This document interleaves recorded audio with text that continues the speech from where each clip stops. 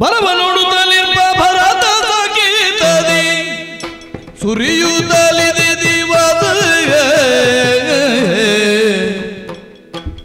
ಭರದಿಂದಲೈದಬೇಕೆಂದು ವಿಲಂಬವು ಸರಿಯಲ್ಲೆಂದನು ಜನಪ.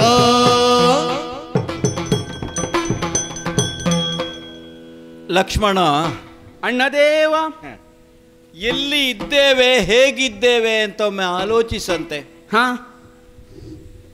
ಪ್ರಸ್ರವಣ ಪರ್ವತದಲ್ಲಿ ಮಳೆಗಾಲವನ್ನು ಕಳೆದಂತಹ ನಾವು, ಆಮೇಲೆ ನೀನೇ ಕಿಷ್ಕಿಂಧೆಗೆ ಹೋಗಿ ಸುಗ್ರೀವನನ್ನು ಎಚ್ಚರಿಸಿ 4 ದಿಕ್ಕಿಗೂ ವಾನರ ಸೇನೆಯನ್ನು ಕಳುಹಿಸಿ ಕೊನೆಗೂ ಆಂಜನೇಯನ ಸಹಾಯದಿಂದ ದಕ್ಷಿಣ ದಿಕ್ಕಿನಲ್ಲಿ ಈ ಲಂಕಾದ್ವೀಪದಲ್ಲೇ ನನ್ನ ಮಡದಿಯಾದಂತಹ ಸೀತೆ ಇದ್ದಾಳೆ ಅನ್ನುವುದನ್ನು ತಿಳಿದು ಮತ್ತೆ ನಾವು ಸಮುದ್ರದ ದಡಕ್ಕೆ ಬಂದಾಗ ಮತ್ತು ವಿಷಾದವೇ. 100 ಯೋಜನೆ ಇದೆ, ಇದನ್ನು ದಾಟುವುದು ಹೇಗೆ? ವರುಣದೇವನೇ ಹೇಳಿದನಲ್ಲ, ನಮ್ಮಲ್ಲೇ ಒಬ್ಬ ಇದ್ದಾನೆ, ವಿಶ್ವಕರ್ಮನ ಅನುಗ್ರಹದಿಂದಲೇ ಜನಿಸಿದವ, ಅವನು ಯಾವುದನ್ನು ಹಾಕಿದ್ರೂ ಅದು ಸಮುದ್ರದಲ್ಲಿ ತೇಲ್ತದೆ, ನೀರಿನಲ್ಲಿ. ಅವನಿಗೆ ಎಲ್ಲವನ್ನೂ ಕಪಿಗಳು ಕೊಟ್ಟು ಸೇತುವೆಯನ್ನು ಮಾಡಿ ಲಂಕಾ ಪ್ರವೇಶವನ್ನು ಮಾಡಿ ಅದೇ ಕಾಲಕ್ಕೆ ರಾವಣನ ಸಹೋದರನಾದಂತಹ ವಿಭೀಷಣನು ಶರಣಾಗತನಾಗಿ ಪ್ರಪನ್ನ ಭಾವದಿಂದ ಬಳಿಗೆ ಬಂದವನು. ಅವನನ್ನು ಒಡಗೂಡಿಕೊಂಡೆವು. ಹೌದು, ನೋಡು, 12, 13 ದಿನಗಳ ಹೋರಾಟ ನಡೆಯಿತು. ಯಾರೆಲ್ಲ ಬಲಿಷ್ಠರು ಅಂತ ಜಗತ್ತು ಹೇಳಿತೋ, ಯಾರನ್ನು ಕಂಡಾಗ ದೇವತೆಗಳು ಕೈಕಟ್ಟಿ ನಮಗೆ ಬೆಸಸು ಅಂತ ಬೇಡಿಕೊಂಡಿದ್ರೋ, ಸುರ ನರ ಭುಜಂಗಮ ಭುವನ ದಲ್ಲಣ ದಶವದನ ಅಂತ ಲೋಕ ಹೇಳಿತೋ, ಅಂತಹ ರಾವಣನು ಧರ್ಮದ ಕಾರಣದಿಂದ ಹತನಾಗಿ ಹೋಗಿದ್ದಾನೆ. ಅರ್ಥಾತ್ ನಾವು ನಡೆಯುವ ದಾರಿ ಧರ್ಮದ ಪಥ ಅಂತ. ಇಂದ್ರಜಿತುವನ್ನು ನೀನು ವಧಿಸಿದೆ, ಅವನ ಹೆಸರೇ ಮೇಘನಾದನಂತೆ, ಆದ್ರೆ ಅವನನ್ನು ಹೇಳುವುದು ಇಂದ್ರಜಿತು. ನೀನು ಯಾವ ರೀತಿಯಾಗಿ ವಧಿಸಿದೆ ಅನ್ನೋದು ಆಮೇಲೆ ನನಗೆ ಅರಿವಾಯಿತು. ಒಂದು ಕ್ಷಣಕ್ಕೆ ವಿಷಾದವಾದರೂ ಬಹುಶಃ ವಿಧಿಯೇ ನಿನ್ನನ್ನು ಆ ರೀತಿಯಾಗಿ ರೂಪಿಸಿದ ಅನ್ನುವ ಸಮಾಧಾನವನ್ನು ನಾನು ಪಡ್ಕೊಂಡೆ. ಸತ್ಯ ಹೇಳ ಅಣ್ಣ, ಏನಪ್ಪ? ಇಂದ್ರಜಿತುವನ್ನು ಕೊಂದದ್ದು ನನ್ನ ಕೈಯಿಂದ ಬಿಡಲ್ಪಟ್ಟಂತಹ ಬಾಣವೇ ಹೌದಾದ್ರೂ ಅದಕ್ಕಿರುವಂತಹ ಬಲ ರಾಮನಾಮದ ಬಲ ಎಂಬುದಾಗಿ ತಿಳಿದ ಅಂತ ನೀವೆಲ್ಲ ತಿಳ್ಕೊಂಡಿದ್ದೀರಿ. 12 ವರ್ಷ ನಿದ್ರಾಹಾರ ಸ್ತ್ರೀ ಸಂಘ ಅನ್ನವರ್ಜಿತವಾದ ವ್ರತವು ಅನಿರೀಕ್ಷಿತವಾಗಿ ಅಯಾಚಿತವಾಗಿ ನಿನ್ನಿಂದ ಮಾಡಲ್ಪಟ್ಟದ್ದೇ ಇಂದ್ರಾರಿಯ ವಧೆಗೆ ಅಂತ ಆಮೇಲೆ ಗೊತ್ತಾಯಿತು. ಏನೇ ಇರಲಿ, ಇಂದ್ರಾರಿಯೋ, ಅತಿಕಾಯನೋ, ಮಕರಾಕ್ಷನೋ, ರಾವಣ ಕುಂಭಕರ್ಣರೋ, ಪ್ರಹಸ್ತನೋ, ಕುಂಭನಿಕುಂಭರೋ, ಸುಪಾರ್ಶ್ವಕನೋ, ಎಷ್ಟು ಮಂದಿ ಅಲ್ಲವೋ, ಎಲ್ಲರನ್ನು ವಧಿಸಿದ್ದೇವೆ ಈ ಕಪಿಗಳ ಸಹಾಯದಿಂದ. ಆದರೆ ದಿನ ಹೋದ್ದೆಷ್ಟು ಅಂತ ನೋಡಿದೀಯ ನೀನು? ನೋಡಿದ್ರೆ ಚಿತ್ರಕೂಟದಲ್ಲೇ ನಿನ್ನಲ್ಲಿ ನಾನು ಆಡಿದ್ದೆ. ಭರತ ಯಾವ ದಿನವನ್ನು ಹೇಳಿದ್ದಾನೋ ಅದನ್ನು ಬರೆದಿರಿಸು ಮರೆಯದಂತೆ ಅಂತ. ಸಾಧಿಸಬೇಕಾದ್ದನ್ನೆಲ್ಲ ಸಾಧಿಸಿ ಆಗಿದೆ. ಮಾತ್ರವಲ್ಲ, ರಾವಣನ ವಧೆಯೂ ಆಗಿದೆ. ಮರಳಿ ನಾವು ಅಯೋಧ್ಯೆಯನ್ನು ಸೇರಬೇಕಾದಂತಹ ದಿನವೂ ಸಮೀಪಿಸ್ತಾ ಇದೆ. ಆದಷ್ಟು ಬೇಗ ಅಲ್ಲಿಗೆ ಹೋಗಬೇಡುವ ತಮ್ಮ. ನಾವು ಭರತ ನಿಮ್ಮ ಸಾಮೀಪ್ಯವನ್ನು ಬಯಸ್ತಾ ಇದ್ದಾನೆ ನಂದಿಗ್ರಾಮದಲ್ಲಿ. ಅಣ್ಣ, ಅಲ್ಲಿಗೆ ಹೋಗಬೇಡುವ ನಾವು. ಅಣ್ಣ, ನಿನ್ನ ಸಾಮೀಪ್ಯವನ್ನು ಎಲ್ಲರೂ ಬಯಸುವವರೇ. ಅದೇ ಕಾರಣಕ್ಕೆ ಅಲ್ವಾ ನಾನು ನಿನ್ನ ಹಿಂಬಾಲಕವನ್ನಾಗಿ ಛಾಯಾನುವರ್ತಿಯಾಗಿ ಬಂದವ.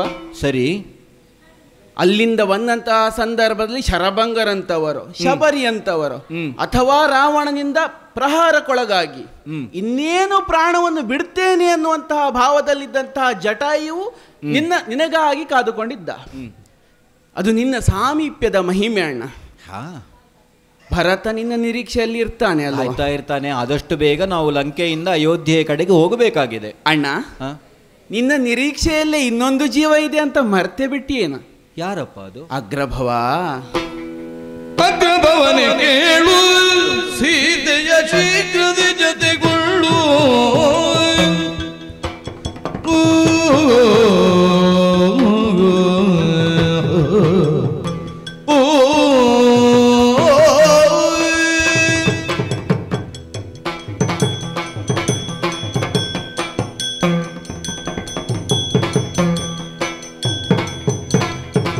ಅಗ್ರಭವನೆ ಕೇಳು,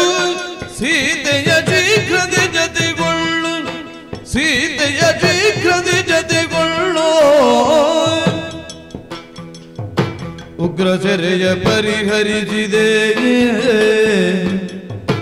ಉಗ್ರ ಸೆರೆಯ ಪರಿಹರಿಸಿದೆ ತನ ಸಮಗ್ರತೆಗೆ ಇದಕ್ಕೆ ತಡವೆ ಸಗುತ್ತಲಿ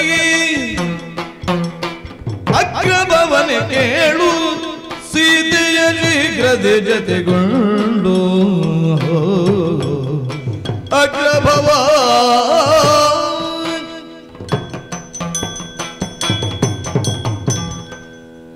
ಅಣ್ಣ ತಮ್ಮ ಬರವ ನೋಡುತ್ತಲಿರ್ಪ ಭರತ. ಹೌದು, ಆಶ್ಚರ್ಯ ಇಲ್ಲ ಅಣ್ಣ. ಸಾಕೇತದಲ್ಲಿ ಸಮಸ್ತ ಸಾಕೇತವು ನೋಡುತ್ತಾ ಇದ್ದದ್ದು ಬರವೇ. ಹ್ಮ್. ಯಾಕೆ? ಹ್ಮ್. ಅಮೃತೋಪಮನಾದಂತಹ ರಾಮ ಕಾಡಲ್ಲಿದ್ದಾನೆ, ಮತ್ತೆ ಅಲ್ಲಿ ಬರವಲ್ಲದೆ ಮತ್ತೇನಿದ್ದೀತು ಹೇಳು? ನಾನಾಡಿದ್ದು ಭರ ಅಂತ. ಇರಲಿ ಆ. ಅಣ್ಣ, ಹ್ಮ್. ಎದುರಿಗೆ ನೋಡಂತೆ. ಹ್ಮ್. 13 ದಿನಗಳ ಕಾಲ ನಮಗಾಗಿ ಹೋರಾಡಿ ಈಗ ಎಡದಲ್ಲಿ ತಾರೆ ಬಲದಲ್ಲಿ ರುಮೆಯನ್ನಿಟ್ಟುಕೊಂಡು ರಾಮನ ಮುಖವನ್ನೇ ನೋಡುತ್ತಾ ಸಂತೋಷದಿಂದ ನಲಿಯುತ್ತಿರುವಂತಹ ಸುಗ್ರೀವ. ಸರಿ. ಇನ್ನೊಂದು ಕಡೆಯಲ್ಲಿ ರಾಮನಾಮ ವ್ಯಾಹರಣವನ್ನೇ ಮಾಡ್ತಾ ಸಂತೋಷದಿಂದ ತನ್ನನ್ನೇ ತಾನು ಮರೆತು ಕುಣಿಯುತ್ತಿರುವಂತಹ ಹನುಮಂತ. ಹೌದು. ಅವರ ಮುಖದಲ್ಲಿ ಇಂಥ ಸಂತೋಷವನ್ನು ನಾವು ಯಾವತ್ತಾದರೂ ಕಂಡಿದ್ದೇವೋ? ಕಾರ್ಯವನ್ನು ಪೂರೈಸಿದ್ದೇವೆ ಅನ್ನುವಂತಹ ತೃಪ್ತಿ ಸಂತೋಷ ಕಾಣ್ತಾ ಇದೆ. ಸಮಸ್ತ ಕೀಶಕುಲವೇ ತನ್ನ ಕಾಲ ಕೆಳಗೆ ಬಂದಾಗಲೂ ಈ ಸಂತೋಷವನ್ನು ಸುಗ್ರೀವನಲ್ಲಿ ನಾವು ಕಂಡವರಲ್ಲ. ಅಲ್ಲ. ಸಂಜೀವಿನಿ ಪರ್ವತವನ್ನು ಹೊತ್ತು ಬಂದಂತಹ ಹನುಮ, ಅವನಿಂದಾಗಿ ನಾನು ಜೀವಂತವಾಗಿ ಎದ್ದು ನಿಂತಾಗಲೂ ಈ ಸಂತೋಷ ಹನುಮನ ಮುಖದಲ್ಲಿ ನಾವು ಕಂಡವರಲ್ಲ. ಅಣ್ಣ, ನನ್ನ ಮುಖವನ್ನೊಮ್ಮೆ ನೋಡಂತೆ. ಹೌದಪ್ಪ, ಯಾವತ್ತು ಗಂಭೀರವಾಗಿರುವಂತಹ ನೀನೇ ನಗುತ್ತಾ ಇದ್ದಿ. 1 ವರ್ಷಗಳ ಕಾಲ ಈ ಮುಖ ನನ್ನ ಮುಖದಲ್ಲಿ ನಗು ಇತ್ತ? ಇಲ್ಲ. ಇಲ್ಲಲ್ಲ ಅಣ್ಣ. ನಾವೆಲ್ಲರೂ ಬರವನ್ನೇ ಅನುಭವಿಸಿದವರು. ಸೀತಾರಾಮರ ಒಂದಾಗುವಿಕೆಯ ಸುಯೋಗವಾದ ನಿರೀಕ್ಷೆಯಲ್ಲಿ, ಆ ಬರದ ನಿರೀಕ್ಷೆಯಲ್ಲಿ ಇದ್ದವರಣ್ಣ ನಾವು. ಅಣ್ಣ, ಸೀತೆಯನ್ನು ಪಡೆದುಕೊಳ್ಳುವಲ್ಲಿ ಏನೇನೆಲ್ಲ ಮಾಡಿದೆವು ಎನ್ನುವುದಾಗಿ ನೀನೇ ಈಗಾಗಲೇ ಹೇಳುತ್ತಾ ಬಂದಿದ್ದಿ. ಎಂಥ ಉಗ್ರ ಸೆರೆಯನ್ನು ಬಿಡಿಸಿದ್ದೇವೆ ಅಥವಾ ನೀನು ಬಿಡಿಸಿದ್ದಿ ಎನ್ನುವುದಾಗಿ. ಸೀತೆಯೊಬ್ಬಳ ಉಗ್ರ ಸೆರೆ ಅಂತ ನಾನು, ತಾಯಿಯಾದಂತಹ ಸೀತೆಯ ಉಗ್ರ ಸೆರೆ ಎನ್ನುವುದಾಗಿ ನಾನು ಹೇಳುವುದಲ್ಲ ಅಣ್ಣ. ಸಮಸ್ತ ಲೋಕಕ್ಕೆ ಒಂದು ಲೆಕ್ಕದಲ್ಲಿ ಸೆರೆಯಾಗಿ ಇತ್ತು. ರಾವಣನದ್ದೋ ಅಥವಾ ವಾಲಿಯದ್ದೋ ಕ್ರೌರ್ಯ, ಅವೆಲ್ಲವನ್ನು ಬಿಡಿಸಿ ಲೋಕಕ್ಕೆ ಮಂಗಳವನ್ನು ಹಾಡಿದ್ದಿ. ಆಗಲೇ ಹೇಳಿದ ಹಾಗೆ ಅಣ್ಣ, ಎಲ್ಲರೂ ನಿನ್ನ ನಿರೀಕ್ಷೆಯಲ್ಲೇ ಇರ್ತಾರೆ. ಸರಿ. ಶರಭಂಗರದ್ದು ಒಂದು ರೀತಿಯ ನಿರೀಕ್ಷೆ. ಹೌದು. ಶಬರಿಯದ್ದು ಇನ್ನೊಂದು ರೀತಿಯ ನಿರೀಕ್ಷೆ. ಆದರೆ ತಾಯಿಯಾದಂತಹ ಸೀತೆಯ ನಿರೀಕ್ಷೆ ಹೇಗೆ ಕೇಳಿದರೆ, ಅವಳ ಕುರಿತಾಗಿ ಕವಿಗಳು ಹಾಡುವುದುಂಟು. ರಾಮ ಸೀತೆಯರ ಸಂಬಂಧ ಹೇಗೆ ಕೇಳಿದರೆ, ಮೈಥಿಲ ನಗರ ಸುಲೋಚನಾಲೋಚನ ಚಕೋರ ಚಂದ್ರ ಶ್ರೀರಾಮ. ರಾಮಚಂದ್ರನೆಂಬ ಬೆಳದಿಂಗಳು ಇಲ್ಲದಿದ್ದರೆ ಆ ಚಕೋರ ಪಕ್ಷಿಗೆ ಹಸಿವೆ ಅಲ್ಲವಣ್ಣ. ಎಷ್ಟು ದಿನದಿಂದ ಆ ರಾಕ್ಷಸರ ನೆರಳಿನಲ್ಲಿ ಅಥವಾ ಅಶೋಕವನದಲ್ಲಿ ಶೋಕವನ್ನೇ ಅನುಭವಿಸುತ್ತಿರುವಂತಹ ತಾಯಿಯ ನಿರೀಕ್ಷೆಯನ್ನು ನಮ್ಮ ರಾಮ ಮಾಡ್ತಾನೆ ಎನ್ನುವುದಾಗಿ ಸಮಸ್ತ ಕೀಶಕುಲವು ಅಥವಾ ನಿನ್ನ ತಮ್ಮನಾದಂತಹ ನಾನು ನಿರೀಕ್ಷೆಯಲ್ಲಿರುವಾಗ ಅವಳನ್ನು ಒಡಗೊಳ್ಳುವುದನ್ನು ಬಿಟ್ಟು ಭರತನನ್ನು ನೆನೆಸಿಕೊಳ್ಳುವುದು ಸರಿಯೋ ಅಣ್ಣ? ಅಶೋಕ ವನದಲ್ಲಿರುವಂತಹ ನಿನ್ನ ಅತ್ತಿಗೆಯನ್ನು ನಾನು ಕಾಣಬೇಕು, ಅರ್ಥಾತ್ ಅವಳು ನನ್ನ ನಿರೀಕ್ಷೆಯಲ್ಲಿದ್ದಾಳೆ ಅಲ್ವೇ? ಆದೀತು. ಪ್ರಾರಂಭಕ್ಕೆ ಆಕೆಯನ್ನು ಕಂಡಂತಹ ಆಂಜನೇಯನಿದ್ದಾನೆ. ಆಕೆಯ ಬಳಿಗೆ ಹೋಗಿ ವರ್ತಮಾನವನ್ನು ಹೇಳಿ ಯಾವ ಭಾವದಿಂದ ಅವಳಿದ್ದಾಳೆ ಅವಳ ಪ್ರತ್ಯುತ್ತರವನ್ನು ನನಗೆ ತಂದು ಹೇಳಬೇಕು ಅಂತ ನಾನು ಆಂಜನೇಯನಲ್ಲಿ ಆಡಿದ್ದೆ. ನೋಡಿದೆಯಾ? ಅಶೋಕ ವನದ ಕಡೆಗೆ ಹೋದಂತಹ ಹನುಮಂತ ಮರಳಿ ಬಂದವನಿದ್ದಾನೆ. ಒಂದೇ ಮಾತವಳು ಆಡಿದ್ದಂತೆ, ನನ್ನ ಪತಿಯನ್ನು ನೋಡುವಂತಹ ಅಪೇಕ್ಷೆಯಲ್ಲಿ ನಾನಿದ್ದೇನೆ. ಅಲ್ಲೋ ಅಣ್ಣ. ಆದೀತು. ಆದ್ರೆ ನಮಗೆ ಅಧಿಕಾರ ಇಲ್ವಲ್ಲ. ಯಾಕೆ? ಈಗ ಲಂಕೆಗೆ ಅಧಿಕಾರಿ ಯಾರು? ನೀನೇ ಅಲ್ವೋ ಹೋಗಿ ಪಟ್ಟಾಭಿಷೇಕ ಮಾಡಿಸಿ ಬಂದದ್ದು. ಹೌದಪ್ಪ, ನಿನ್ನ ಆಜ್ಞೆಯ ಮೇರೆಗೆ ಸೈಕತವನ ವೇಳೆಯಲ್ಲಿಯೇ ಒಮ್ಮೆ ಪಟ್ಟಾಭಿಷೇಕ ಆಗಿದೆ ಅವನದ್ದು. ಈಗ ವಿದ್ಯುಕ್ತವಾಗಿ ಮತ್ತೆ ಲಂಕೆಯ ಪಟ್ಟಾಭಿಷೇಕವನ್ನು ಮಾಡಬೇಕು ಅಂತ ನಾನು ಆಡಿದ್ದೇನೆ. ಹಾಗಾದರೆ ಲಂಕಾ ರಾಷ್ಟ್ರದ ಅರಸನಾದಂತಹ ವಿಭೀಷಣನೇ ಸೀತೆಯ ಬಳಿಗೆ ಹೋಗಿ ಬೇಕಾದಂತಹ ವ್ಯವಸ್ಥೆಯನ್ನು ಮಾಡಿ ಅವಳನ್ನು ಇಲ್ಲಿಗೆ ಕರೆತರಬೇಕು ಅಂತ ಅವನಲ್ಲಿ ಆಡಿದ್ದೇನೆ. ನೋಡುವ, ಬರಲಿ. ಸರಿ ಅಣ್ಣ, ನಿರೀಕ್ಷೆಯಲ್ಲೇ ಇರುವ. ಸೀತೆ ಬರುವಳು ಏನು ತಾಗೆ ಕೋತಿಗಳು ಕುಣಿಯುತ್ತೀರೆ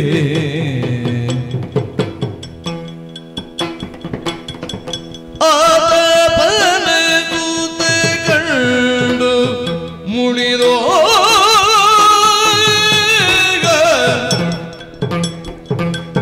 ಆತ ತುಕ್ಷಣ ಅವರ ದಂಡಿದುತ ದೂಡುತ್ತಿರಿ ಖ್ಯಾತ ರಘುವರ ಬೀಳಿದನು ಜಾನಕಿಯ ಬಗೆಗಾಗಿ ಪ್ರಾಣವನೆ ಭೂಮಿಸಿದ ವಾನರರು ನೋಡಲಾಗಿಯೇನು ಹೀನವಲ್ಲಿದು ಸ್ವಯಂವರ ಪಟ್ಟ ಮೆರವಣಿಗೆ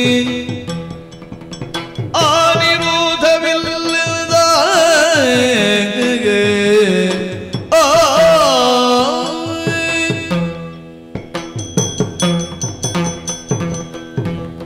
ಲಕ್ಷ್ಮಣ, ಅಣ್ಣ, ಸೀತೆ ಬರ್ತಾಳೆ. ಈ ನೆಲೆಯಿಂದಲೇ ನೋಡಂತೆ. ಇಷ್ಟು ದಿನಗಳ ಕಾಲ ಹೋರಾಟವನ್ನು ಲಂಕೆಯಲ್ಲಿ ಮಾಡಿದಂತಹ ವಾನರರ ವೀರರೆಲ್ಲ ಸಂತೋಷದಿಂದ ನಲಿಯುತ್ತಾ ಇದ್ದಾರೆ, ಕುಣಿಯುತ್ತಾ ಇದ್ದಾರೆ. ಅಣ್ಣ, ಏನದು? ಸೀತೆಯನ್ನು ನೋಡಬೇಕು ನೋಡಬೇಕು ಎನ್ನುವ ತವಕದಲ್ಲಿ ಹಾಗೆ ಕುಣಿಯುತ್ತಾ ಇದ್ದಾರೆ. ಅವರು ಕುಣಿಬೇಕಾದ್ದೇ ಸಹಜ. ಆದರೆ ವಿಭೀಷಣನ ನೇಮದಂತೆ ಇಲ್ಲಿರುವಂತಹ ರಾಕ್ಷಸ ವೀರರೆಲ್ಲ ಕೈಯಲ್ಲಿ ದಂಡವನ್ನು ಹಿಡಿದು ಮುಂಭಾಗದಲ್ಲಿ ಕುಣಿಯುತ್ತಿರುವಂತಹ ವಾನರರಿಗೆಲ್ಲ ಶಿಕ್ಷೆಯನ್ನು ಕೊಡ್ತಾ ಅವರನ್ನೆಲ್ಲ ಹಿಂದಕ್ಕೆ ದೂಡ್ತಾ ಇದ್ದಾರಲ್ಲ. ನಿಲ್ಲಿಸುವುದಕ್ಕೆ ಹೇಳು ವಿಭೀಷಣನಲ್ಲಿ. ನಿನ್ನ ಆಜ್ಞೆಯ ಮೇರೆಗೆ ಹೇಳಿದ್ದೆ ಅಣ್ಣ, ನಿಲ್ಲಿಸುವುದಾಗಿ ಹೇಳಿದ್ದೇನೆ. ಪತಿವ್ರತೆಯಾದಂತಹ ಸ್ತ್ರೀಯೇ ಆದರೂ ಯುದ್ಧರಂಗದಲ್ಲಿರಬಹುದು, ಅನಿವಾರ್ಯವಾದಂತಹ ಸಂದರ್ಭಗಳಲ್ಲಿರಬಹುದು, ಅಥವಾ ಸ್ವಯಂವರ ಮಂಟಪದಲ್ಲಾದರೂ ಇರಬಹುದು.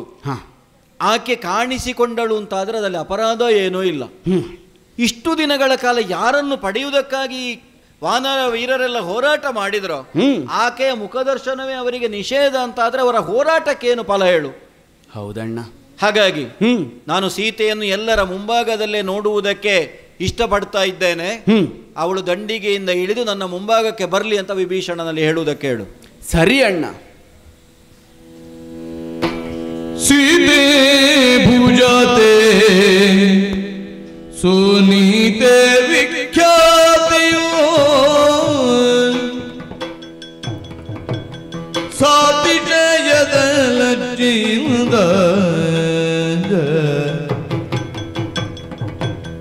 ಖ್ಯಾತ ಗುಣವ್ರಾತ ಸಂಪ್ರೀತರ ಗುಜಾತನ ತಾತಳುವುದೇ ನೋಡಿ ನಮಿದಿಗೆ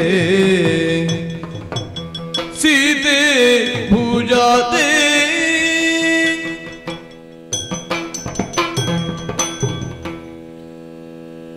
ಈ ಕಾಲಕ್ಕಾಗುವಾಗ ಬದುಕಿನ ಉಸಿರು ರಾಮ ಎಂದು ತಿಳಿದಂತಹ ಸೀತೆಯ ಬದುಕು ಸಾರ್ಥಕವೆಂದು ಎನಿಸಿದ್ದು ಸತ್ಯ. ಅಶೋಕವನವೆಂದೆನಿಸಿದಂತಹ ಸ್ಥಳದಲ್ಲಿ ಶೋಕಸಾಗರದಲ್ಲೇ ಮುಳುಗಿದ್ದಂತಹ ನನ್ನ ಬದುಕಿಗೆ ರಾಮನಾಮ ವ್ಯಾಹರಣದ ಒಂದು ಬಿಂದು ಬದುಕನ್ನು ತೋರಿಸಿದ್ದು ಸತ್ಯ. ಒಂದು ಕಾಲದಲ್ಲಿ ರಾಮ ಸೇವಕನೆಂದೆನಿಸಿದಂತಹ ಹನುಮ ಬಂದ ಆಡಿದ ಮಾತುಗಳಿಗೆ ರಾಮನೇ ಬರಬೇಕು ಎನ್ನುವ ಮಾತನ್ನು ಆಡಿ ಕಳಿಸಿದ್ದೆ. ಈ ಕಾಲಕ್ಕೆ ಹನುಮನನ್ನು ನೋಡುವಾಗ ಮಾತು ಬೇಡ, ಜಯದ ಸಿರಿಯೇ ಬಂದಿದೆ ಎನ್ನುವಂತಹ ಭಾವ ಮೂಡಿದ್ದು ಸತ್ಯ. ಮುಂದೊತ್ತಿದ್ರೆ ವಿಭೀಷಣನೇ ಎದುರಾದ ಕಾಲದಲ್ಲಿ ನವವಸನವನ್ನು ಆಭರಣವನ್ನು ದಂಡಿಗೆಯನ್ನೇ ಏರಿ ಬರಬೇಕು ಎನ್ನುವುದಾಗಿ ಒತ್ತಾಯಿಸಿ ನನ್ನನ್ನು ಕರೆ ತಂದಿದ್ದಾರೆ.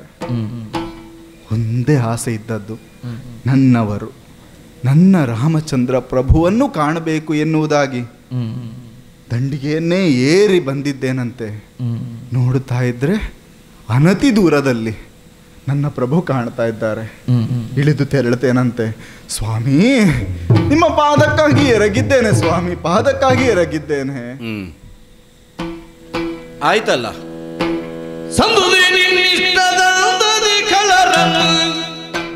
ಕೊಂದು ಬಂಧನವ ತಪ್ಪಿಸಿದೀಯೇ, ಮುಂದೆ ನೀ ಮನ ಬಂದ ತೆರದಲ್ಲಿ ಬದುಕು ಸಾಕೆಂದನು ಮುಖವ ನೀಕ್ಷಿಸದೆ.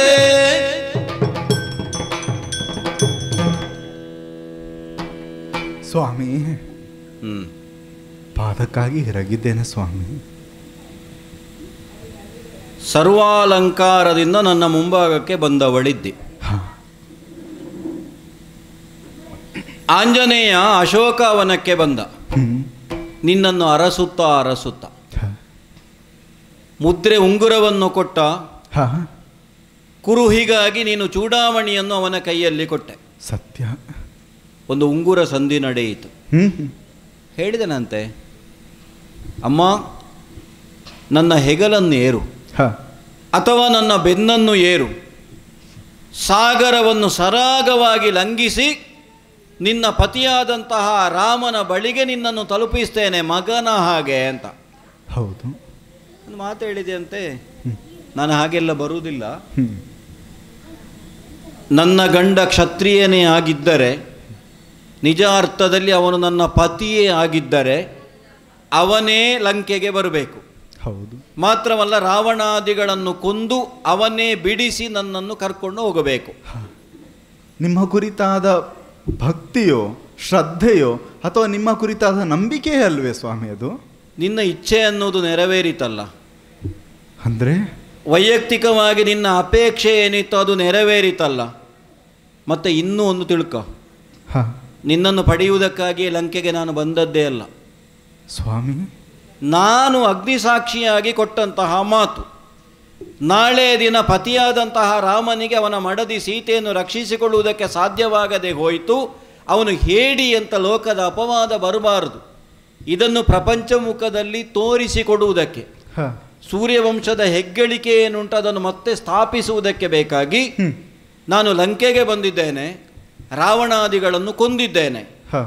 ಈಗ ನೀನು ಸ್ವತಂತ್ರಳಿದ್ದಿ. ರಾಕ್ಷಸನ ಬಂಧನದಿಂದ ನಿನ್ನ ವಿಮೋಚನ ಆಗಿದೆ, ಅದನ್ನು ನಾನು ಮಾಡಿದವನಿದ್ದೇನೆ. ಈಗ ನಿನ್ನಲ್ಲಿ ನಾನು ಹೇಳ್ತಾ ಇದ್ದೇನೆ, ನಿನ್ನ ಅಪೇಕ್ಷೆ ನನಗಿಲ್ಲ. ಭರತನ ಜೊತೆಗೋ, ವಿಭೀಷಣನ ಜೊತೆಗೋ, ಲಕ್ಷ್ಮಣನ ಜೊತೆಗೋ, ಸುಗ್ರೀವನ ಜೊತೆಗೋ, ಯಾರ ಜೊತೆಗೆ ಹೋಗಬೇಕು ಅಂತ ನಿನಗೆ ಅಪೇಕ್ಷೆ ಉಂಟು ಅವರ ಜೊತೆಗೆ ಹೋಗು. ಈಗ ನಾನು ಸ್ವತಂತ್ರಳೆ. ನೀನು ಸ್ವತಂತ್ರಳು. ಏನು ಆಡ್ತಿದ್ದೀರಿ ಸ್ವಾಮಿ ನೀವು?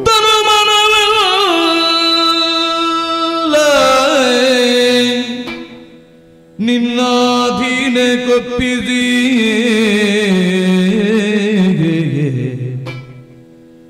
ಧನುಜನಾಕ್ರಮಣಕ್ಕೆ ಸಿಲುಗಿ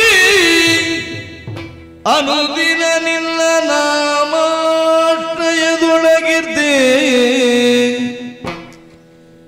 ಎಣಿಸದಿ ಶಿಕ್ಷೆ ನೀಡುವುದೇ,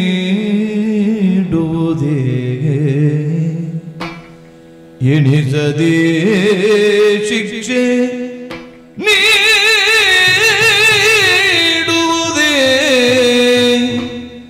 ತನು ಮನವಿಲ್ಲ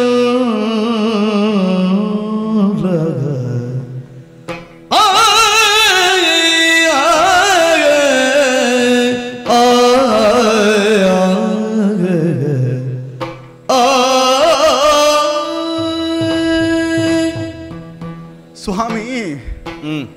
ಬದುಕಿನಲ್ಲಿ ನಿಮ್ಮ ಹೆಸರಿನ ಹೂ ಇಟ್ಟಿದ್ದರಿಂದ ಇದು ಚಾರು ಕೇಶಿಯಾದದ್ದು ನನ್ನದು. ಅಂತಹ ಮುಡಿಯನ್ನು ನಿಮ್ಮ ಪಾದಕ್ಕಾಗಿ ಎರಗಿದಾಗ ಕೈ ಎತ್ತಿ ಮೇಲೆ ಎಬ್ಬಿಸದೆ ಸ್ವತಂತ್ರಳು ನೀನು ಎನ್ನುವುದಾಗಿ ಹಾಡ್ತಾ ಇದ್ದಿರಲ್ವೇ ಸ್ವಾಮಿ? ನಿನ್ನ ಇಚ್ಛೆ ಬಂದವರ ಜೊತೆಗೆ ನೀನು ಹೋಗಬಹುದು, ಅವರ ಆಶ್ರಯದಲ್ಲಿ ಇರಬಹುದು. ನಿಮ್ಮನ್ನು ಉಳಿದು ನನಗೆ ಬೇರೆ ಇಚ್ಛೆ ಉಂಟೆ ಸ್ವಾಮಿ? ಪ್ರಶ್ನೆಯೇ ಮೂಡುತ್ತದೆ ಸ್ವಾಮಿ. ಯಾವ ಕಾಲಕ್ಕೆ ಶಿವ ಧನುರ್ಭಂಜನವನ್ನು ಮಾಡಿದಂತಹ ನಿಮ್ಮನ್ನೇ ಬದುಕು ಎನ್ನುವುದಾಗಿ ತಿಳಿದು ನಡೆದವಳು ನಾನು. ಸ್ವಾಮಿ, ನೀವೇ ಆಡಿದವರು. ಹಾರದ ದೂರವನ್ನೂ ಕೂಡ ಸಹಿಸದೆ ನಾವಿಬ್ಬರು ಕೂಡ ಜೊತೆಯಲ್ಲಿದ್ದವರಲ್ವೇ ಸ್ವಾಮಿ. ಅಂತಹ ನಮ್ಮ ಬದುಕಿನಲ್ಲಿ ನಿಮ್ಮ ಛಾಯಾನುವರ್ತಿಯಾಗಿಯೇ ನಡೆದವಳು ನಾನು. ಪ್ರತಿಮೆ ಇಲ್ಲದಿದ್ದರೆ ಛಾಯೆಗೆ ಅಸ್ತಿತ್ವ ಎಲ್ಲಿಂದ ಬರಲಿಕ್ಕೆ ಸಾಧ್ಯ ಸ್ವಾಮಿ? ಒಮ್ಮೆ ಯೋಚಿಸಿ ಸ್ವಾಮಿ. ನೀವು ಆಡ್ತೀರಿ, ಇಲ್ಲಿ ಬಂದದ್ದು ನಿನಗಾಗಿ ಅಲ್ಲ, ಪರಂಪರೆಯ ಮಾನ ಉಳಿಸುವುದಕ್ಕಾಗಿ, ಕೊಟ್ಟ ಮಾತನ್ನು ಉಳಿಸುವುದಕ್ಕಾಗಿ ಎನ್ನುವುದಾಗಿ ಆಡ್ತಾ ಇದ್ದೀರಿ ಸ್ವಾಮಿ. ಇಲ್ಲಿಗಾಗಿ ಬಂದ ನಾನು ನೋಡುವ ಕಾಲದಲ್ಲಿ ರಾಮ ಮಂತ್ರವನ್ನೇ ಜಪಿಸುತ್ತಾ ಒಂದು ಜೀವಿಯಾಗಿ ಬದುಕಿದ್ದೆ ಅಷ್ಟೇ. ಬಿಟ್ಟರೆ ನಿಮ್ಮ ಮಾತನ್ನು, ನಿಮ್ಮ ನೆನಪನ್ನು ಬಿಟ್ಟು ಬೇರೆ ಬದುಕಿಲ್ಲ ಸ್ವಾಮಿ ನನಗೆ. ಹುಣ್ಣಿಮೆಯಲ್ಲಿ ಬರುವಂತಹ ಚಂದ್ರನಲ್ಲಿ ರಾಮಚಂದ್ರನ ಮುಖವನ್ನು ನಾನು ನೋಡ್ತಾ ಇದ್ದೆ. ಆ ಚಂದ್ರನ ಮುಖವನ್ನೇ ನೀವು ನೋಡಿದುವಾಗ ನಿಮ್ಮ ಮುಖವನ್ನೇ ಅದರಲ್ಲಿ ನೋಡುತ್ತೇನೆ ಎನ್ನುವ ಭಾವ ಬಿಟ್ಟರೆ ಅಲ್ಲಿ ಬೇರೆ ನೆನಪಿರಲಿಲ್ಲ ಸ್ವಾಮಿ. ಬದುಕು, ಈ ದೇಹ ಎಲ್ಲವೂ ರಾಮನಿಗೇ ಅರ್ಪಿತ ಎನ್ನುವುದಾಗಿ ಬದುಕಿದವಳು ನಾನು. ಈ ಕಾಲಕ್ಕಾಗಿ ನೀವು ಆಡ್ತಾ ಇದ್ದೀರಿ, ಯಾರ ಜೊತೆಗಾದರೂ ತೆರಳು ಎನ್ನುವುದಾಗಿ. ಸ್ವಾಮಿ, ನಿಮ್ಮ ಕರಾವಲಂಬನವನ್ನು ಬಿಟ್ಟು ಬೇರೆ ಆಶ್ರಯ ನನಗೆ ಉಂಟೆ ಸ್ವಾಮಿ? ಏನು ಸ್ವಾಮಿ ಈ ರೀತಿಯಾಗಿ ನನಗೆ ಶಿಕ್ಷೆ ಕೊಡ್ತಿದ್ದೀರಿ? ಏನು ತಪ್ಪು ಮಾಡಿದ್ದೇನೆ ಸ್ವಾಮಿ? ಏನು ತಪ್ಪು ಮಾಡಿದ್ದೇನೆ ನಾನು? ನೀನು ಎಷ್ಟು ಆಡಿದರೆ ಏನು ಜಾನಕಿ? ಎಂತಾದೊಡನೆಯೇ ಸಂಪರ್ಕದಿ ಸಿಲುಕಿದ ಕಾಂತಿನಿ ನಾದಿ ವೈದೇಹಿ ಇಂತಾದ ಮೇಲಿನ್ನು ಸಂಬಂಧವೆನಗಿಲ್ಲ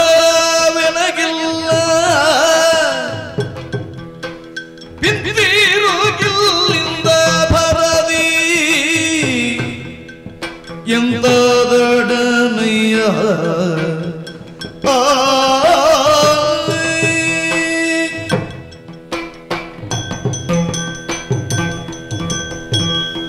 ವೈದೇಹಿ ಸ್ವಾಮಿ, ನಿನ್ನ ಭಾವವನ್ನೇನೋ ನೀನು ಪ್ರಾಮಾಣಿಕವಾಗಿ ಆಡಿಕೊಳ್ಳಬಹುದು.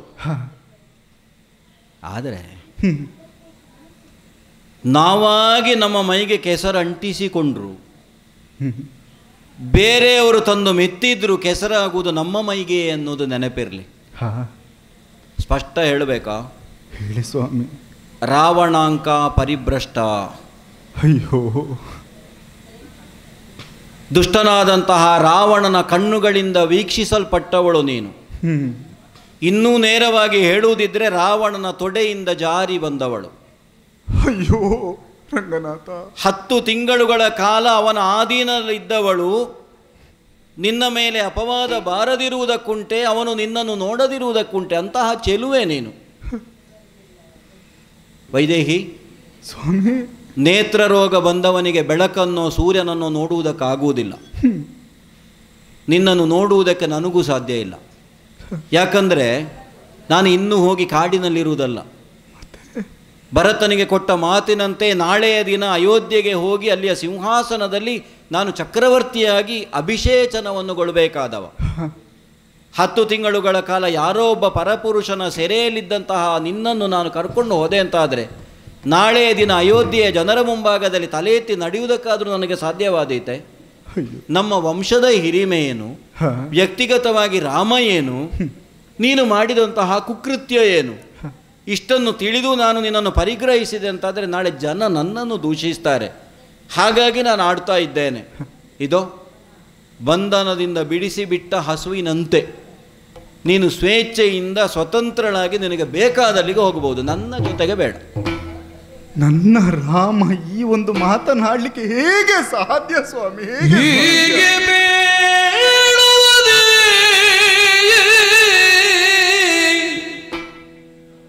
ದುಷ್ಟನು ತರುವಾಗ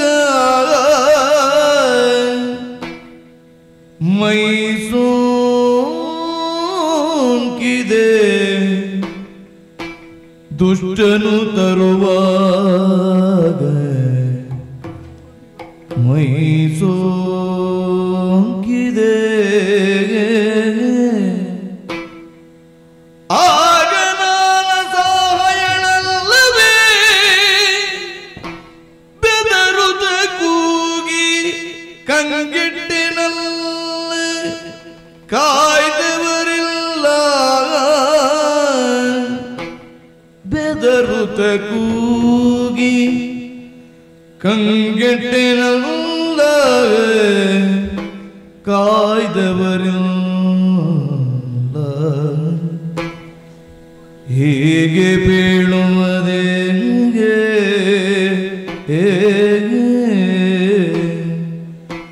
ರಾಮ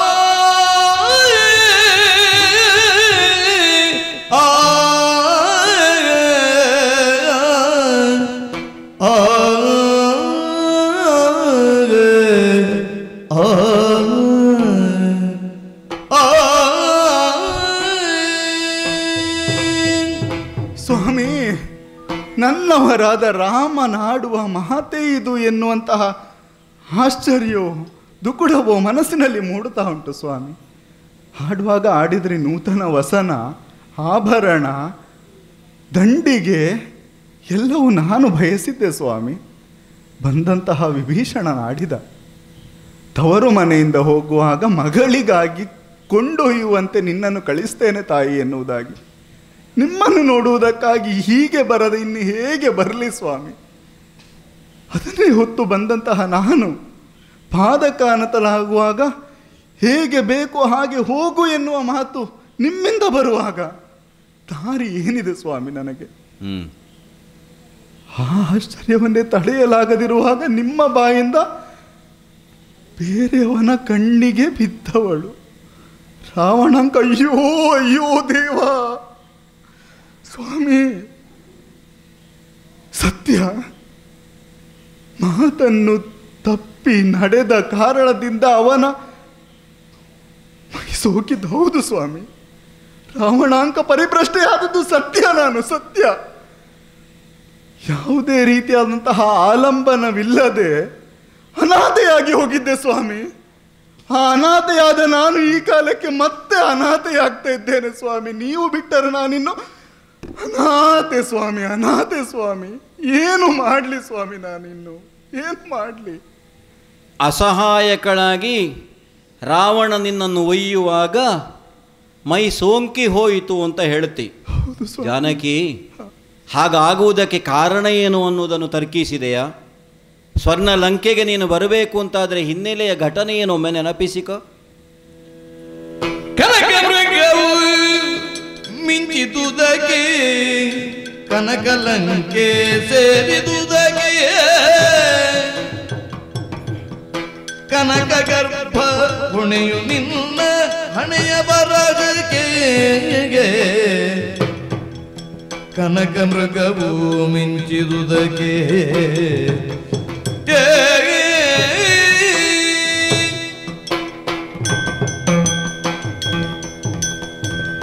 ಸ್ವಯಂಕೃತ ಅಪರಾಧ ಅಂತ ಒಂದಿದೆ. ಅಯೋಧ್ಯೆಯಿಂದ ನಾನು ಕಾನನಕ್ಕೆ ಹೊರಡುವ ಕಾಲದಲ್ಲೇ ನಿನ್ನಲ್ಲಿ ವಿಧ ವಿಧವಾಗಿ ಹೇಳಿದೆ. ಕಾಡಿನಲ್ಲಿ ದುಷ್ಟಮೃಗಗಳ ಉಪಟಳ ಇರ್ತದೆ, ಕಾಡಿನಲ್ಲಿ ಬದುಕುವುದು ಕಷ್ಟ. 14 ವರ್ಷಗಳ ಕಾಲ ನೀನು ಅತ್ತೆಯಂದಿರ ಮಾವನ ಸೇವೆಯನ್ನು ಮಾಡ್ತಾ ಅಯೋಧ್ಯೆಯಲ್ಲಿರು. ಏನಾಡಿದೆ ನೀನು? ರಘುವೀರ ನೀನೆನ್ನ ನಗಲಿ ಹೋಗುವೆಯ. ಅಗಜೆಯ ಅರಸನ ಬಿಲ್ಲನ್ನು ಎತ್ತಿದ ದಿನದಿಂದ ನಾವಿಬ್ಬರೂ ಬೇರಾದದ್ದಿಲ್ಲ. ನನ್ನ ಪೌರುಷವನ್ನು ಬಡಿದೆಬ್ಬಿಸುವಂತಹ ಮಾತನ್ನಾಡಿದೆ. ಪುರುಷ ವೇಷವನ್ನು ತೊಟ್ಟಂತಹ ಹೆಣ್ಣಿಗಲ್ಲ ನನ್ನ ತಂದೆ ನಿನ್ನನ್ನು ಕೊಟ್ಟದ್ದು ಅಂತ. ಇಲ್ಲ, ವಿಷ ಕುಡಿದು ಸಾಯ್ತೇನೆ ಅಂತ ಹೇಳಿದೆ. ರಾಮನನ್ನಗಲಿ ನನ್ನ ಜೀವವೇ ಇಲ್ಲ, ನಿಮ್ಮನ್ನು ಬಿಟ್ಟರೆ ಅರೆ ಕ್ಷಣ ನನ್ನ ಜೀವನಿಲ್ಲದು ಅಂತ ಹೇಳಿದೆ. ನೀನೆಲ್ವ ಹೇಳಿದ್ದು? ನಾನು ಹೇಳಿದ್ದು ಸ್ವಾಮಿ. ಕನಕ ಮೃಗವನ್ನು ಕಂಡಾಗ ಏನು ಹೇಳಿದೆ? ಕಂಚುಕವನ್ನಾದರೂ ಮಾಡಿ ಧರಿಸ್ತೇನೆ ಎನ್ನುವುದಾಗಿ ಹಾಡಿದವಳು ನಾನು. ಅರಸಿ ನೀ ಸುಮ್ಮನೆ ಭ್ರಮೆಗೊಳ್ಳಬೇಡ, ಅದು ಕನಕದ ಮೃಗ ಅಲ್ಲ, ಅದು ರಾಕ್ಷಸರು ಮಾಡಿದಂತಹ ಮಾಯೆ ಅಂತ ಹೇಳುವಾಗ ಏನಾಡಿದೆ? ಆ ಜಿಂಕೆ ನನ್ನ ಹತ್ತಿರ ಇಲ್ಲದಿದ್ದರೆ ಒಂದು ಕ್ಷಣ ನನ್ನ ಜೀವನ ಇಲ್ಲದು. ಎಷ್ಟು ನಾಲಿಗೆ ನಿನಗೆ? ಅಯೋಧ್ಯೆಯಿಂದ ಹೊರಡುವಾಗ ರಾಮನಿಲ್ಲದಿದ್ದರೆ ಜೀವನ ಇಲ್ಲದು. ಪಂಚವಟಿಗೆ ಬಂದ ಮೇಲೆ ಕನಕಮೃಗವನ್ನು ಕಾಣದಿದ್ದರೆ ಜೀವನಿಲ್ಲದು. ಹಾಗಾದರೆ ಸ್ವರ್ಣ ಲಂಕೆಗೆ ನೀನು ಬರುವುದಕ್ಕೆ ಕಾರಣವೇ ಆ ಕನಕ ಮೃಗ. ಒಂದು ಜಿಂಕೆ ನೀನು ಬಯಸಿದ ಕಾರಣಕ್ಕಾಗಿ ಚಿನ್ನದ ರಾಜ್ಯಕ್ಕೆ, ಚಿನ್ನದ ಲಂಕೆಗೆ ನೀನು ಬರಬೇಕಾಗಿ ಬಂತು. ಸ್ವತಃ ನಿನ್ನಲ್ಲೇ ಅಪರಾಧವಿರುತ್ತ ನಿನ್ನನ್ನು ರಕ್ಷಿಸಿಕೊಂಡಿದ್ದಂತಹ ಮಗುವಾಗಿ ಕಂಡ ನಿನ್ನಲ್ಲಿ ಹಾಡಿದ ಬಿರುನುಡಿ ನನ್ನನ್ನು ಆಳುವ ಆಸೆ ಹೊತ್ತಿದ್ದೀಯೋ ಎನ್ನು. ಅಯ್ಯೋ ಅಯ್ಯೋ, ಹಾಡಿ ಹೋಯ್ತು ಮಗು. ಬದುಕಿನಲ್ಲಿ ಆ ಕಾಲದಲ್ಲಿ ಆ ಮಾತನ್ನಾಡದೆ ಹೋದರೆ ಸುಗುಣವಂತನಾದ ನೀನು ತೆರಳಲಿಕ್ಕೆ ಸಾಧ್ಯವೇ ಇಲ್ಲ. ಇನ್ನು ಒಂದೇ ಭಾವನೆಯಿಂದ ಆ ಮಾತು ಆಡಿ ಹೋಯ್ತು ಮಗು. ತಾಯಿಯ ಭಾವವನ್ನು ಅರ್ಥವಿಸಿಕೊಳ್ಳದ ಮಗನೇ ನಮ್ಮ ನಾನು. ಅರ್ಥವಾಗಿದೆಯಮ್ಮ ಮಗು. ಏನೂ ಅರ್ಥವಾಗದ ಸ್ಥಿತಿಗೆ ಈಗ ತಲುಪಿದ್ದೇನೆ ಮಗು. ಕಣ್ಣು ಮುಚ್ಚಿದಾಗ ಕಾಣುವ ಕನಸು ಕಣ್ಣು ಬಿಟ್ಟಾಗ ಎದುರಾಗುವ ಆಘಾತದಂತೆ ಎಲ್ಲವೂ ಎದುರಾಗಿ ನಿಂತಿದೆ. ಹೆಣ್ಣಿಗೆ ಎದುರಾಗಬಹುದಾದ ಒಂದೇ ಒಂದು ಕ್ಲಿಷ್ಟಕರವಾದ ಸನ್ನಿವೇಶ ತನ್ನ ಶೀಲದ ಬಗೆಗಿನ ಪ್ರಾಮಾಣಿಕತೆಗಾಗಿ ಸಿದ್ಧಪಡಿಸುವ ವಿಷಯ. ಮಗು, ನಂಬಿಕೆ ಇದೊಂದಿಲ್ಲದಿದ್ದರೆ ಶೀಲಕ್ಕೆ ನಾವ ಪ್ರಮಾಣ ಕೊಡಲು ಸಾಧ್ಯ ಮಗು? ಹಾಡುವ ಮಾತಿನಿಂದಲಾಗಲಿ ನಡೆಯುವ ಕೃತಿಯಿಂದಾಗಲಿ ಎಂತೂ ಸಾಧಿಸಲು ಸಾಧ್ಯ ಮಗು? ನಾನು ಎಂತೂ ಸಾಧಿಸಲು ಸಾಧ್ಯ ಮಗು? ಅಸಹಾಯಗಳಾಗಿದ್ದೇನೆ ಮಗು. ರಾಮನಿಗಾಗಿ ಈ ಬದುಕು, ರಾಮನಿಗಾಗಿ ಈ ದೇಹ, ರಾಮನಿಗಾಗಿ ಈ ಸರ್ವಸ್ವವೇ ಎನ್ನುವುದಾಗಿ ತಿಳಿದ ನಾನು ಈ ಕಾಲಕ್ಕಾಗಿ ರಾಮ ಬಿಟ್ಟ ಮೇಲೆ ಮತ್ತೆ ನನಗೆ ದಾರಿ ಬೇರೆ ಏನಿದೆ ಮಗು? ಇಲ್ಲ ಮಗು. ಶರಾವಳಿಗಳನ್ನು ಹೊಂದಿದವನಲ್ವೇ ನೀನು? ನನಗಾಗಿ ಒಂದು ಕರ್ತವ್ಯ ಕೆಲಸವನ್ನು ಮಾಡ್ತೀಯೋ ಮಗು? ಹೇಳು ತಾಯಿ, ಹೇಳು ಮಗು. ಅಮ್ಮ, ಅಗ್ನಿಕುಂಡವನ್ನೊಂದು ರಚಿಸುವೆಯಾ? ನೀನು ಅಗ್ನಿಕುಂಡವನ್ನೊಂದು ರಚಿಸುವೆಯಾ ಮಗು? ಮುಗಿಯಿತು, ಎಲ್ಲ ಮುಗಿಯಿತು. ಎಲ್ಲ ಪ್ರಶ್ನೆಗಳನ್ನೇ ಒಟ್ಟಾಗಿಸಿ ಅಣ್ಣನ ಮುಖವನ್ನೊಮ್ಮೆ ನೋಡಿದೆವು ಅಂತಾದರೆ ಮುಖವನು ಮರುಗುತ್ತ ಲಕ್ಷ್ಮಣನೆತ್ತನು.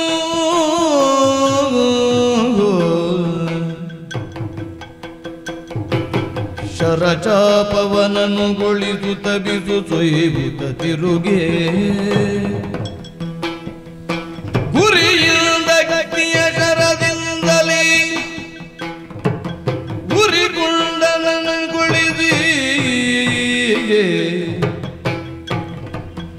ಎರಗಿದ ಸೀತೆಗೆ ಕಂಬನಿ ತುಂಬಿರೆ ತಲೆಬಾಗಿಯೇ ಪರಿಗಿದುದ ನನ್ನ ಮುಖವನು ಮರುಗುದಾಗ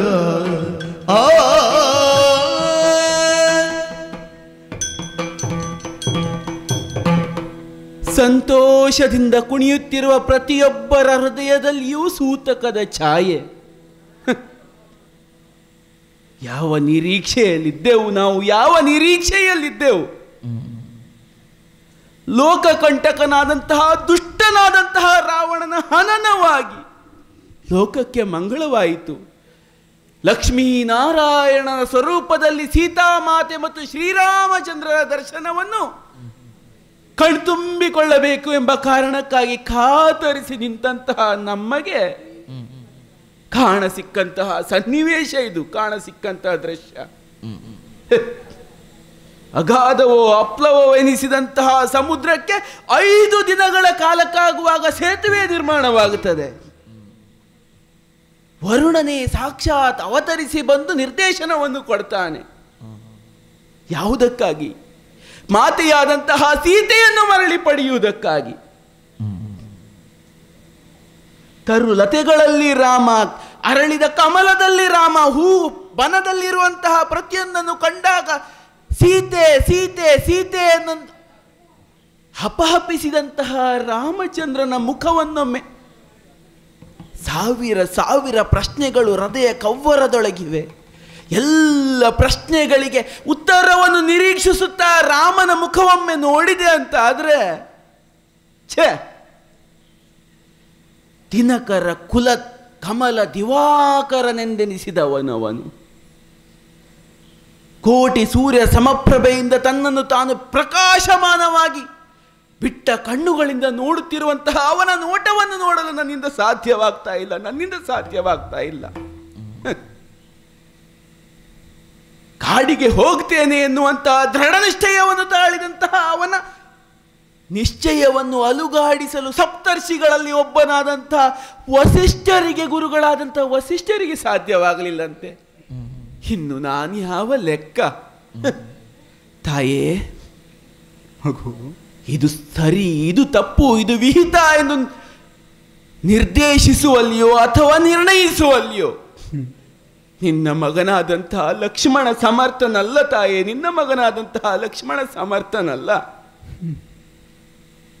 ನಾನು ರಾಮನ ಆಜ್ಞೆಯನ್ನು ಅಥವಾ ತಾಯಿಯಾದಂತಹ ನಿನ್ನ ಆಜ್ಞೆಯನ್ನು ನಡೆಸುವಂತಹ ಸೇವಕ ಮಾತ್ರ ಎಂಬುದಾಗಿ ತಿಳಿತಾಯೇ. ಸಾಧ್ಯ ಉಂಟು ಅಂತಾದರೆ ಜೀವಂತವಾಗಿ ಸುಡಲ್ಪಡುವಂತಹ ತಾಯಿಯನ್ನು ನೋಡುವಂತಹ ಈ ಪಾಪಿಷ್ಠನಾದಂತಹ ಮಗನನ್ನು ಕ್ಷಮಿಸಿ ಬಿಡು ತಾಯೇ, ಒಮ್ಮೆ ಕ್ಷಮಿಸಿ ಬಿಡು. ಬೆನ್ನಿಗೆ ಕಟ್ಟಲ್ಪಟ್ಟಂತಹ ಬತ್ತಳಿಕೆಯಿಂದ ಚಾಪವೊಂದನ್ನು ತೆಗೆದಿದ್ದೇನೆ. ಗುರುಗಳಾದಂತಹ ವಸಿಷ್ಠರು ಕಲಿಸಿದಂತಹ ಮಂತ್ರವನ್ನು ಮತ್ತೊಮ್ಮೆ ನೆನಪಿಸಿಕೊಳ್ಳುತ್ತಾ ಅಗ್ನಿಕುಂಡವೊಂದನ್ನು ನಿರ್ಮಾಣ ಮಾಡುತ್ತೇನಂತೆ. ರಾಮ ರಾಮ ರಾಮ.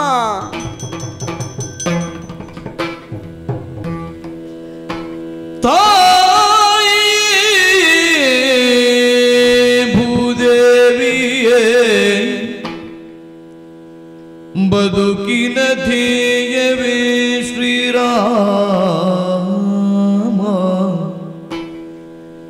ಎನ್ನನು ಕಾಯುವುದು ಸೌಶೀಲ್ಯವೆಂದೇ ನಂಬಿ ಬದುಕಿರುವೆ.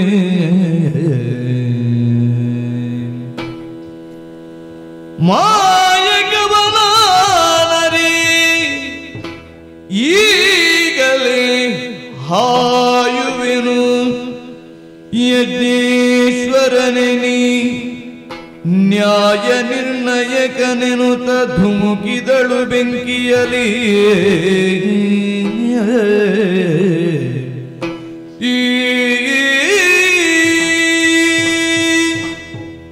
ಅಮ್ಮ ಭೂದೇವಿ, ನಿನ್ನ ಮಗಳಿಗೆ ಇದು ಪರೀಕ್ಷೆ.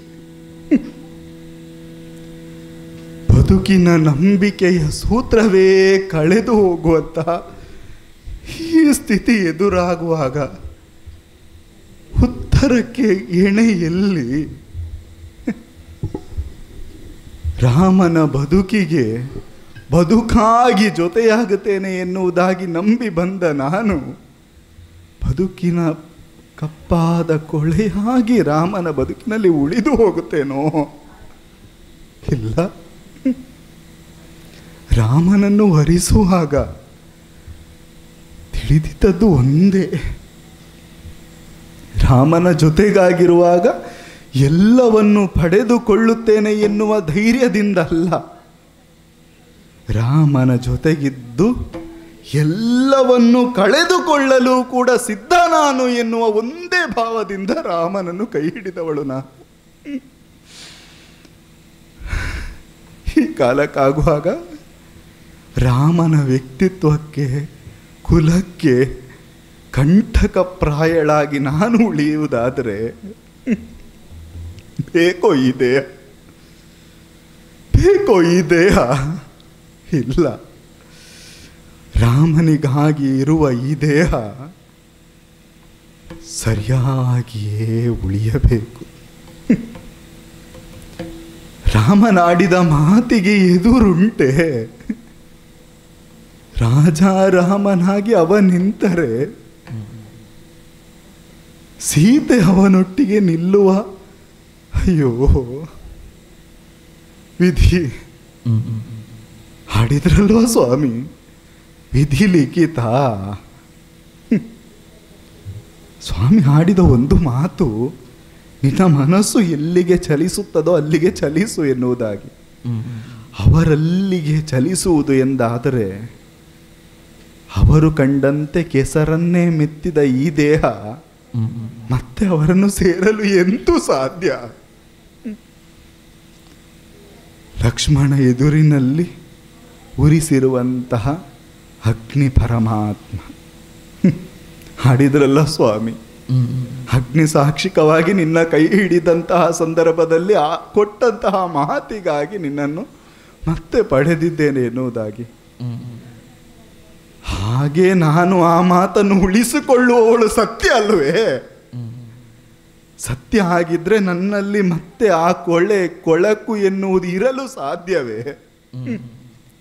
ಸ್ವಾಮಿ ನನ್ನನ್ನು ದಕ್ಕಿಸಿಕೊಂಡದ್ದು ಸತ್ಯ ಎಂದಾದರೆ ನಾನು ನಡೆದ ನಡುವಿನಲ್ಲಿ ತಪ್ಪು ಇದ್ದದ್ದು ಇರ್ಲಿಕ್ಕಾದ್ರೂ ಸಾಧ್ಯವೇ? ಎಂತೂ ಸಾಧ್ಯ ಇಲ್ಲ, ಇಲ್ಲ. ನನ್ನ ಸಾಕ್ಷಿ ಎಲ್ಲಿಗೂ ಸಾಧ್ಯವಿಲ್ಲ. ನನಗೆ ಮಾಯಕವೂ ಗೊತ್ತಿಲ್ಲ, ಏನೂ ಗೊತ್ತಿಲ್ಲ.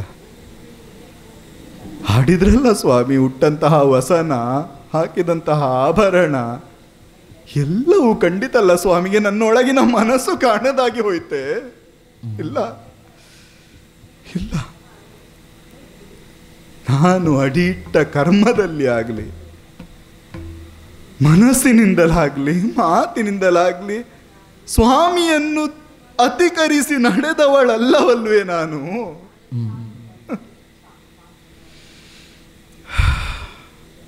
ನ್ಯಾಯ, ರಾಜಾರಾಮನಿಗೆ ಬೇಕಾಗಿರುವುದು ಸಾಕ್ಷಿಯ ನ್ಯಾಯ. ಎದುರಿನಲ್ಲಿರುವ ಅಗ್ನಿ ಪರಮಾತ್ಮನನ್ನೇ ಕೈ ಮುಗಿದು ಪ್ರಾರ್ಥಿಸ್ತೇನೆ. ಕರ್ಮಣ ಮನಸಾ ವಾಚ ಯಥಾ ನಾತಿ ಚರಾಮ್ಯಹಂ ರಾಘವಂ ಸರ್ವಧರ್ಮಜ್ಞಂ ತಥಾ ಮಾಂ ಪಾತು ಪಾವಕಃ, ತಥಾ ಮಾಂ ಪಾತು ಪಾವಕಃ. ಕೈ ಮುಗಿದು ಸುತ್ತು ಬರ್ತೇನೆ. ಅಗ್ನಿಗಾಗಿ ನನ್ನನ್ನು ಅರ್ಪಿಸಿಕೊಳ್ತೇನೆ.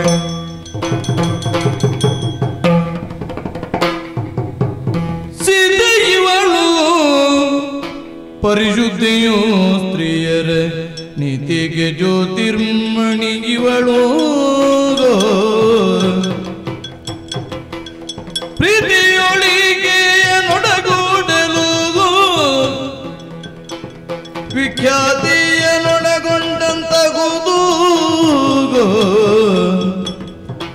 ಸೀತೆ ಇವಳು ಪರಿಶುದ್ಧಿಯು.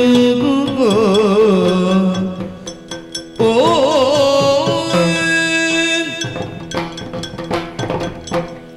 ರಾಮಚಂದ್ರಮ, ಯಜ್ಞಕುಂಡದಿಂದ ಆವಿರ್ಭವಿಸಿರುವಂತಹ ಯಜ್ಞ ಪುರುಷ ನಾನಿದ್ದೇನೆ. ಸರ್ವಭಕ್ಷಕನೇ ಆದರೂ ಸೀತೆಯನ್ನು ಭಕ್ಷಿಸಲಿಲ್ಲ. ಅವಳ ತಲೆಯಲ್ಲಿರುವಂತಹ ಮುಡಿದಂತಹ ಹೂವನ್ನು ಬಾಡಿಸುವುದಕ್ಕೆ ನನ್ನಿಂದ ಸಾಧ್ಯವಾಗಲಿಲ್ಲ. ಯಾಕೆ ಕೇಳಿದ್ರೆ, ಯಾಕೋ ಅವಳ ಪಾರಿಶುದ್ಧತೆ ಅಷ್ಟು ಪವಿತ್ರವಾಗಿರುವಂತಹದ್ದು. ಅಂತಹ ಪಾರಿಶುದ್ಧತೆಯನ್ನೆಲೆ ತೊಡಗಿಸಿಕೊಂಡಂತಹ ಸೀತಾಮಾತೆ ಪರಮ ಪಾವನಳಾಗಿದ್ದಾಳೆ, ಪರಮ ಪವಿತ್ರಳಾಗಿದ್ದಾಳೆ, ಪರಮ ಪಾತಿವೃತ್ಯಳಾಗಿದ್ದಾಳೆ. ಅಗ್ನಿಗೆ ಹಾಕಿದಂತಹ ಅಪರಂಜಿಯಾದಂತಹ ಚಿನ್ನವು ಯಾವ ರೀತಿಯಾಗಿ ತನ್ನ ಹೊಳಪನ್ನ ಮತ್ತಷ್ಟು ಹೆಚ್ಚಿಸಿಕೊಳ್ಳುತ್ತಾ, ಹೊಳಪನ್ನ ಬೀರುತ್ತಾ ತನ್ನ ಮೌಲ್ಯವನ್ನು ಹೆಚ್ಚಿಸಿಕೊಳ್ಳುತ್ತದೆಯೋ, ಅದೇ ರೀತಿಯಾಗಿ ಪರಮ ಪಾವನೆಯಾದಂತಹ ಸೀತಾಮಾತೆಯು ಮತ್ತೊಮ್ಮೆ ಈ ಜಗತ್ತಿಗೆ ಪರಮ ಪವಿತ್ರಳು ಎನ್ನುವುದನ್ನು ತಿಳಿಯುವುದಕ್ಕೆ ಸಾಧ್ಯವಾಗಿದೆ. ಈ ಹಿಂದೆ ಯಜ್ಞಪುರುಷನ ನಾನೇ ಕೊಟ್ಟಂತಹ ಪಾಯಸದಿಂದ ಹುಟ್ಟಿದಂತಹ ನೀವು 4 ಮಂದಿ. ಸರಿ, ಈ ಕಾಲಕ್ಕೆ ಯಜ್ಞ ಪುರುಷರಿಂದ ಪಾವಿತ್ರವೆನ್ನುವಂತಹ ಸಿದ್ಧಿಯನ್ನು ಪಡೆದುಕೊಟ್ಟಂತಹ ಸೀತೆಯನ್ನ ಕೂಡಿಕೊಂಡದ್ದೇ ಆದರೆ ಜಗತ್ತಿಗೆ ಮಂಗಳವಾಗುವುದಕ್ಕೆ ಸಂಶಯವಿಲ್ಲ. ಸ್ವಾಮಿ, ದೇವತೆಗಳಾದಂತಹ ನೀವೇ ಬಂದು ಇಷ್ಟು ಸ್ಪಷ್ಟವಾಗಿ ಆಡಿದ ಮೇಲೂ ನಾನು ಆಕೆಯನ್ನು ತಿರಸ್ಕರಿಸುವುದಕ್ಕುಂಟೆ? ಕೇವಲ ನೀನು ಅಂತಲ್ಲ, ನೋಡಿದೆಯಾ, ಸೃಷ್ಟಿಕರ್ತನಾದಂತಹ ಬ್ರಹ್ಮನಿರಬಹುದು, ಲಯಾಧಿಕಾರಿಯಾದಂತಹ ಪರಮೇಶ್ವರನಿರಬಹುದು, ಅಲ್ಲ ಸಹಸ್ರಾಕ್ಷನಾದಂತಹ ದೇವೇಂದ್ರನೇ ಇರಬಹುದು.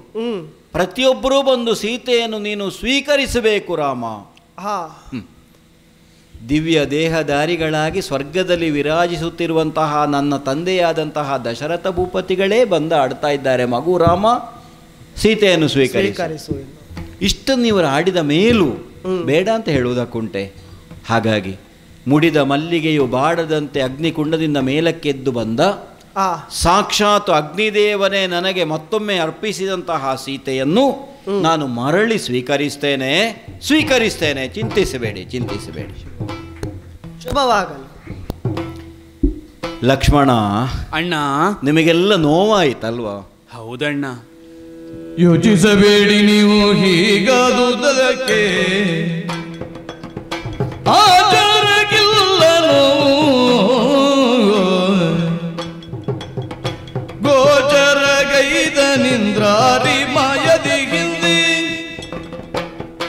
ತಾಜದುರಿಯಿಂದ ಸೀತೆ ಎಂದವ ಗೈದ ಮಾಯವೋ ನಿಜವೋ ಎಂದು ತಿಳಿಯುವುದೆಂದು ನ್ಯಾಯವು ದೊರೆತುದೆಂದು ಕಾಯುವ ಧರ್ಮ ನಂಬಿ ನಾವು ನಡೆದರೆ ಬೇಯುವ ನೋಯುವ ಸಾಯುವ ಭಯವಿಲ್ಲ. ಯೋಚಿಸಬೇಡಿ ನೀವು.